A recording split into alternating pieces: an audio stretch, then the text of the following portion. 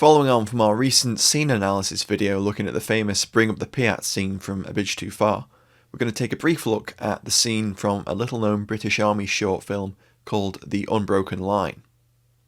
This interesting short film was brought to my attention by my co-host from the Fighting on Film podcast, Robbie from RM Military History. He found a copy of the film online, but sadly it's a little grainy and low resolution. But it looks at the British Army's history from 1685 through to 1985, marking the 300th anniversary of some of the British Army's oldest regiments, and features scenes from the battles of Blenheim, Waterloo and Operation Overlord, and a fascinating depiction of what fighting against a Soviet invasion in 1985 might have looked like. So let's take a look at the PIAT scene from The Unbroken Line. In this short scene we see a PIAT go up against a Jagdpanzer 38 tank destroyer. Set in Normandy just after the D-Day landings, we can see a section from the Dorset Regiment. The corporal leading the platoon calls up for the gun group. In this case we can see that the Bren is actually a later rechambered 7.62 by 51mm L4 Bren, and we can tell that by the straight magazine. At the time of filming, the L4 was still in British service.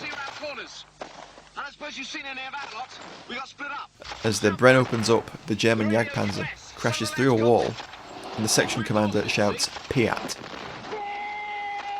calling on the PIAT team to move up and engage the tank destroyer. The PIAT number 1, without his number 2, and without more ammunition in a bomb carrier, doubles forward and takes position in the middle of a road. Unfortunately for the number 1, his PIAT doesn't appear to have a butt pad fitted. Although this copy of the film is fairly low res, we can see that the PIAT has the later pattern of height adjustable monopod.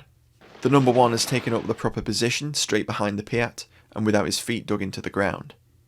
He fires and manages to hit the Jagdpanzer, and it looks like he's reloaded with a second bomb, but sadly he's then the victim of a German hand grenade. The Dorsets then storm the ruins and capture the defenders and the tank destroyer crew. As I mentioned, the film was made for the British Army in the mid-1980s, and if you'd like to know more about it, you can check out RM Military History's video where myself and Robbie chat to David Carson, who was the military advisor on the film. He had lots of interesting behind-the-scenes information about the film, and this scene in particular.